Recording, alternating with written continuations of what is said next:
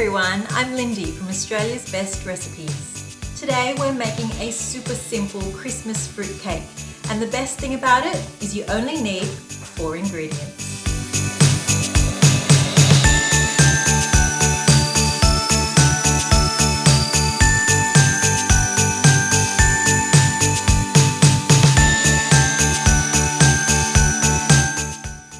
Make sure you give the fruit at least one night to soak in the flavours of the Baileys. You definitely want to have the taste of Christmas.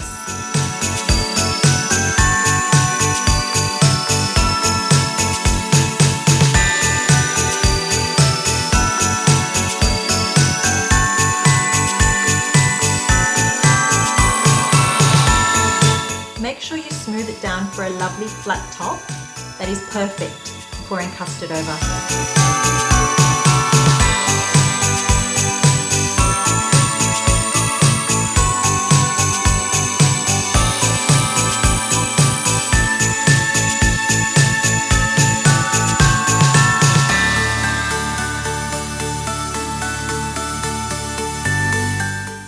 For more from our community of home cooks, visit bestrecipes.com.au.